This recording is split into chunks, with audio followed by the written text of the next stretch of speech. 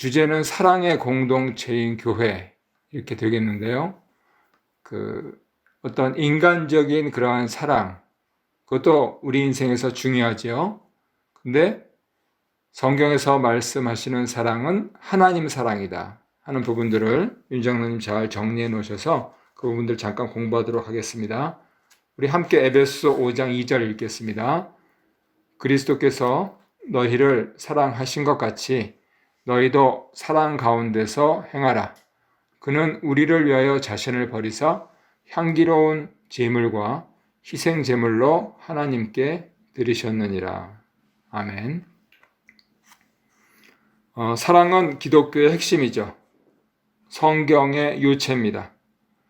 우리가 기억하실지 모르지만 1장 앞에 처음에 공부할 때 하나님께서 우리를 거룩하고 흠이 없게 아들로 만드시려고 하셨을 때, 하나님 자녀로 만드시려고 하셨을 때 사랑 안에서 하신다 이렇게 배웠습니다.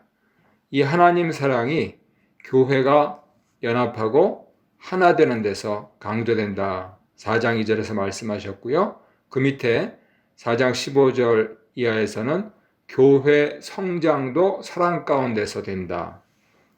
이 부분들에 대해서 배웠습니다. 그래서 오늘 크게 세 부분으로 말씀드리려고 하는데요. 사랑의 공동체인 교회가 되기 위해서는 첫 번째로 2절에 나와 있듯이 사랑 가운데 행하는 그 일이 필요합니다. 단지 우리가 서로 인간적인 사랑을 나누는 것이 좋지만은 그것만으로는 안 됩니다. 하나님이 우리를 사랑하신 것이 근거가 되어야 되겠죠. 화면에 5장 1절에 보면은 사랑을 입은 자녀 같이 하나님을 본받으라 말씀하시고 2절에서 그리스도께서 너희를 사랑하신 것 같이 어떻게 사랑하셨습니까? 자신을 버리사 누구를 위하여? 우리를 위하여 자신을 버리사 향기로운 제물과 희생 제물로 하나님께 드림이 되셨다 이렇게 말씀하시죠. 그래서 모름지기 교회라고 하는 곳은 바로 이 하나님의 사랑을 잘 알고 깨닫는 것이 되어야 되는 것이죠. 하나님의 사랑은 아들을 주신 사랑입니다. 하나님의 사랑은 십자가에서 우리를 위해서 목숨까지 버리신 매우 특이한 사랑이죠. 그랬을 때 교회는 이 십자가의 사랑을 바르게 행사하는가 하는 부분들을 늘 자문해야 됩니다. 다시 말해서 하나님의 거룩하고 흠이 없는 자녀가 되려는 강한 의지가 있어야 저 사람들은 시류에 영합하지 않는다. 저 사람들은 뭔가 특이하다. 그 특이한 것이 우리가 차에다, 목걸이로, 집에다, 현관 앞에 걸어두는 십자가 상징으로서 표시되는 그 하나님 사랑이 되는 것이죠. 이런 의미에서 3절은 음행이나 탐욕은 하나님 기뻐하시는 일이 아니다. 분명히 말씀합니다. 유격적인 사랑이나 욕심을 충동질하고 조장하는 그러한 이기적이고 타산적인 것은 교회에서는 용납될 수가 없습니다. 그래서 이러한 내용들은 입으로 부르지도 말아라. 규탄하고 미워하라. 이렇게 말씀합니다. 7절을 보시면은 그런 일에 참여하지 말아라, 함께하지 말아라 이렇게 부정적으로 명령하시죠. 이런 맥락에서 봤을 때 8절에 있듯이 하나님의 사랑은 어둠 속에 있던 우리를 빛으로 옮기시는 사랑입니다. 그리고 9절에선 이것을 착함과 의로움과 진실함을 위한 사랑이라는 것이죠. 우리가 지지난주 두 번에 걸쳐서 살펴보았듯이 새 사람의 모습입니다. 새 교회의 모습이죠. 그렇기 때문에 어둠의 일을 볼 때 참여해서는 안 되고 도리어 책망해야 된다. 이렇게 11절에서 말씀합니다. 즉, 교회에 다닌다 하는 것은 어둠에 처한 성도가 그러한 성도의 행동이 빛을 받고 빛으로 옮겨지는 것이다 라고 13, 14절에서 말씀하시고요. 이처럼 빛으로 옮겨지게 하는 하나님 사랑, 어둠을 미워하는 사랑, 그것이 하나님의 사랑이고 교회에게 명하신 바죠. 교회에 여러 문제가 있습니다. 그런데 그것을 덮어두면 안 됩니다.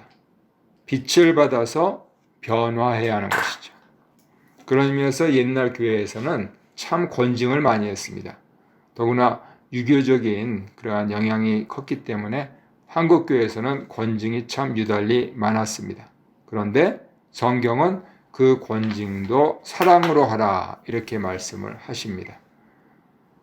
어둠 속에 있는 비리, 그것을 비판하고 손가락 하나가 아프면 온 몸이 아프듯이 교회가 아픔이 있는 것, 그것을 감당했던 것이죠. 이것이 지난주에 배운 덕을 세우는 겁니다. 단지 그렇게 하면 안 돼. 에듀케이션 하는 게 아니고 네가 아픈 만큼 나도 아프다. 에디피케이션 하는 겁니다. 그래서 오늘날 현대 교회, 우리 교회도 참 그런 경우가 많이 있었는데요. 그냥 덮어두는 것, 그것이 덕을 세우는 거다. 참 오해하기 쉽습니다. 예수님께서는 마태복음 18장에서 15절 이하로 잘 알고 있는 말씀입니다. 심지어는 종교개혁기에 우리 장로교에서 지금 현재 이제 메노나이트로 알려져 있는 그러한 사람들, 같은 성경을 보는데 좀 이상하게 본다. 그래서 혹시 이단 아닌가 해가지고 취조도 했습니다. 종교개혁기에 취조하는 거는 고문하는 겁니다. 오늘날은 말도 안 되죠. 그런데 그렇게 해서 너희들이 도대체 같은 성경인데 어떤 복음을 믿느냐? 그랬더니 예수님 사랑을 믿는다. 그렇게 대답했다고 합니다. 그래? 그러면은 너희들이 말하는 사랑장이 어디냐? 우리는 흔히 고린도전서 13장 얘기하는데 그 사람들이 마태복음 18장을 얘기하더라는 겁니다. 바로 이것이 덕을 세우는 그러한 사랑의 내용이다 하는 것을 그 사람들이 그 옛날부터 실천하고 있었던 것이죠. 전 세계에 지금 메노나이트가 100만 명이 넘습니다. 특히 젊은 사람들이 많습니다. 지금 제가 섬기고 있는 이 캐나다 장로교 10만 명이 안 됩니다. 점점 줄어듭니다. 그리고 대부분 노년층입니다. 그랬을 때 이게 말세이기도 하고 또 한편으로는 교회의 변혁에 필요한 그러한 시절에 과연 사랑 가운데서 행하는 것이 무엇인가 하는 부분들을 마태복음 18장에 예수님의 말씀을 통해서 그렇게 깨달을 수가 있는 것이죠. 지난주에도 말씀드렸지만 우리 입장에서는 사랑하고 용서가 구별됩니다. 그런데 그들 입장에서는 마태복음 18장 제목에 있듯이 형제가 죄를 범했을 때에 용서하는 것, 그것을 사랑이라고 그렇게 보고 있습니다. 두 번째로 교회가 사랑이 충만한 그러한 교회가 되기 위해서는 주께 기쁘시게 할 것이 무엇인지 시험해 보는 것이 필요합니다. 사랑이라고 했을 때 흔히 이기심의 발로 해서 생각하기도 하는데요. 교회는 철저하게 신본주의입니다. 하나님 기뻐하시는 것이 무엇인가 가르치고 또 시험하고 확인해야 하는 것이죠. 이것은 성경 창세기부터 하나님께서 쓰신 방법입니다. 아브라함의 믿음, 신실하신 하나님, 전능하신 하나님, 부활시키시는 하나님, 우리가 옛날 성경 공부할 때 배우지 않았습니까? 그랬을 때에 창세기 22장 12절을 보시면 여러 차례 아브라함을 시험하시고 아들을 바쳤을 때 네가 하나님 경외하는 줄을 아노라 말씀을 하시고 있는 것이죠. 오늘 에베소 말씀에서는 15절에서 그런즉 너희가 어떻게 행할 것을 자세히 주의하여 지혜 없는 자같이 말고 오직 지혜 있는 자같이 하라 이렇게 얘기합니다. 사회에서는 지혜가 뭡니까? 지금 우리 국무위원하고 검찰총장하고 난리도 아닌 온 지금 이 국론과 국력을 이렇게 소비해야 되는지 참 스캔타이어한데요. 그런데 우리가 보기에 잘한 사람, 잘못한 사람, 공의, 사회적인 가치로는요, 눈치껏 그렇게 살아가는 것, 비난받지 않고 오해받지 않는 것, 즉 요령을 부리는 것, 그러한 부분들을 지혜라고 그렇게 이해합니다. 그런데 성경에서는 지혜를 어떻게 말씀하시느냐? 고린도전서 1장 30절에서는 하나님의 지혜는 십자가로 나타난다, 이렇게 말씀을 하고 있고요. 에베소 5장 17절에서도 주님의 뜻을 바로 이해하고 따르는 것이다, 이렇게 얘기합니다. 이랬을 때 지혜가 반드시 필요로 하는 그러한 덕목이 있습니다. 그것이 뭐냐면 분별입니다. discernment. 분별해야 됩니다. 지금 상황이 닥치는데 이 상황이 도대체 주님 기뻐하시는 건가 하는 자문을 해야 한다는 것이죠. 그런 맥락에서 말씀을 봐야 한다는 것이죠. 그래서 교회는 하나님 지혜와 뜻을 잘 알고 알려줄 수 있어야 합니다.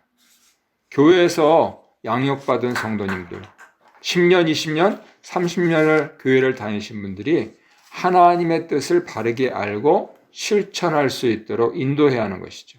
만약 그것이 안 되면 어떻게 교회가 세상의 빛과 소금이 되겠습니까?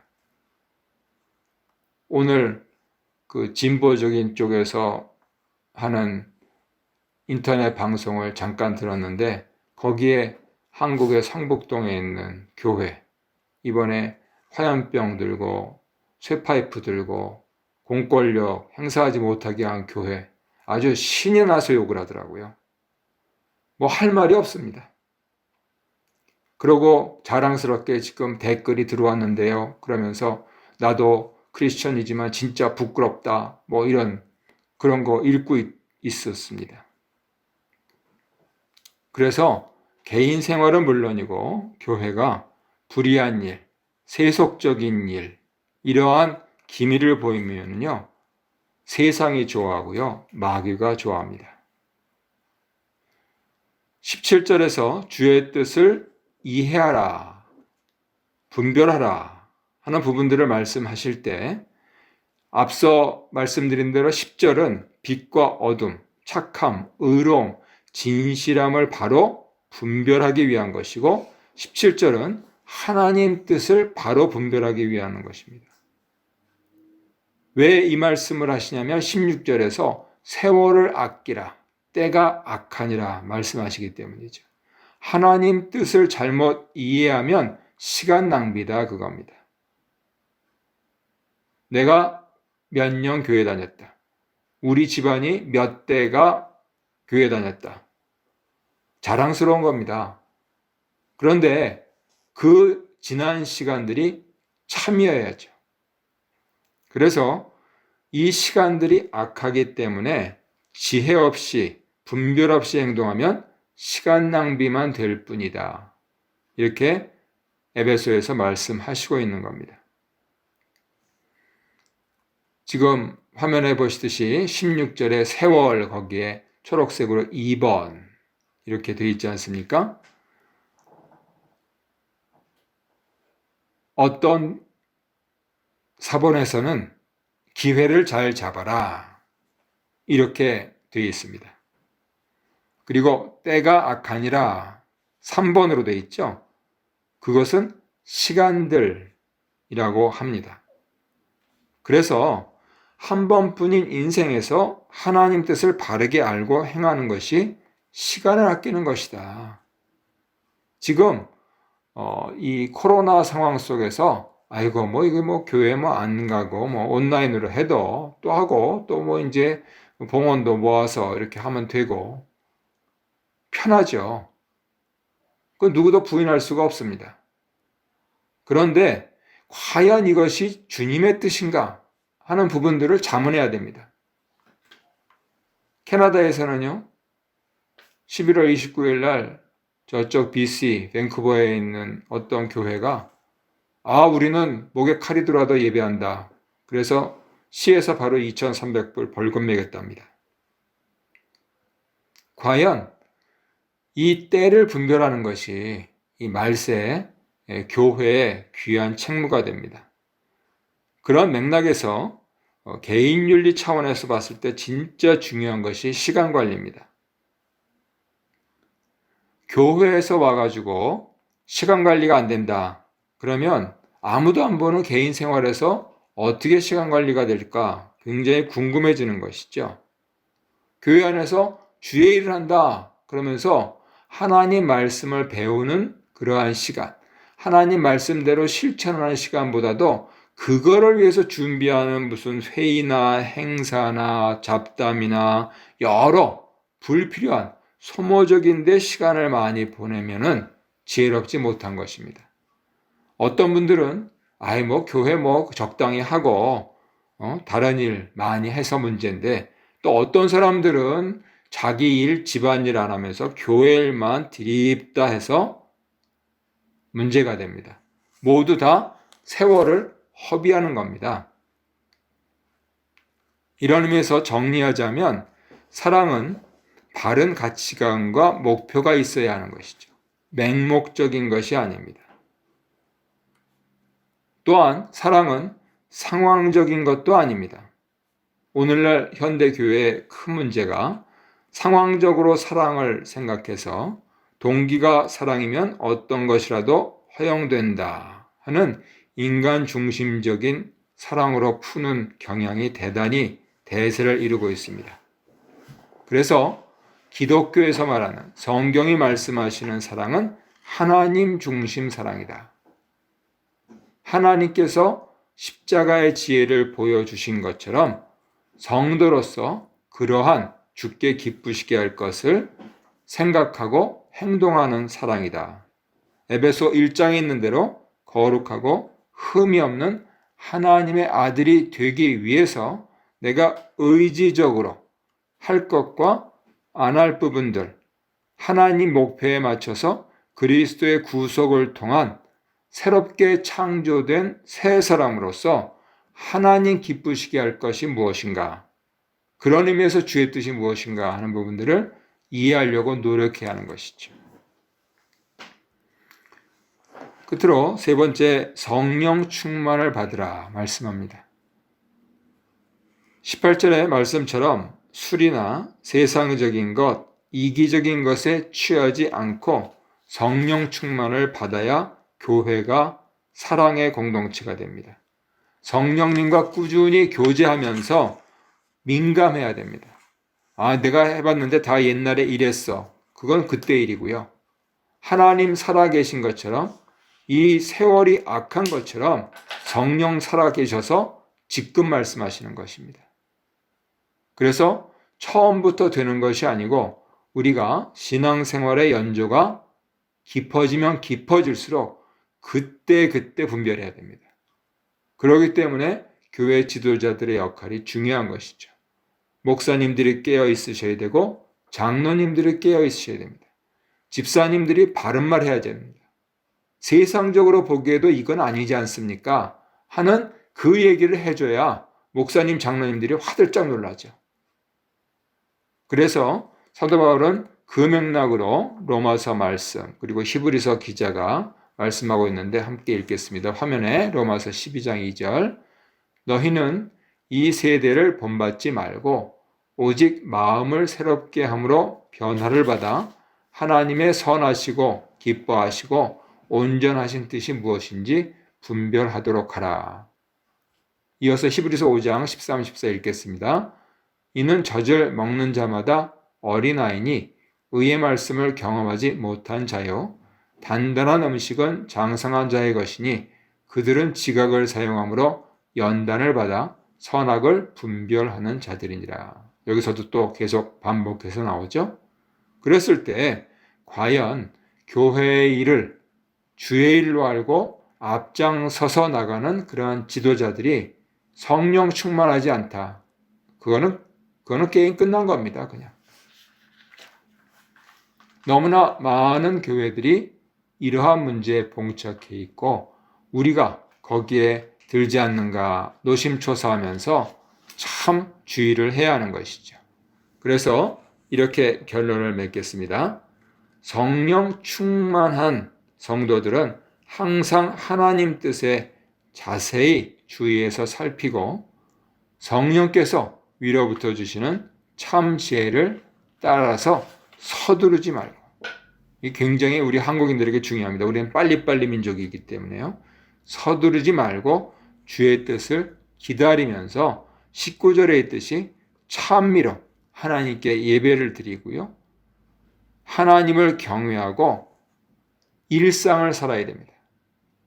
그러다 보면은 과연 하나님께 어떻게 순종할 수 있을까 하는 것이 바로 수평적인 관계에 있는 사람, 가까운 사람들은 가족, 조금 더 나가면 교회 식구들, 조금 더 나가면은 이웃들, 조금 더 나가면은 원수들을 통해서까지 우리를 향하신 하나님 뜻을 알 수 있다 하는 것입니다. 이런 성도들이 모인 교회야말로 사랑의 공동체가 된다 하는 것이죠. 옛날 예수 믿기 어려웠을 때는 죽음을 불사하고 그렇게 이것을 실천했습니다. 오늘날 예수 믿기가 너무 편하기 때문에 죽음까지는 입에 안 올리더라도 다소 손해를 보면서까지 우리는 이러한 사랑의 공동체를 세워져 나아가도록 만들어야 하는 책임이 있다, 이렇게 말씀드릴 수 있겠습니다.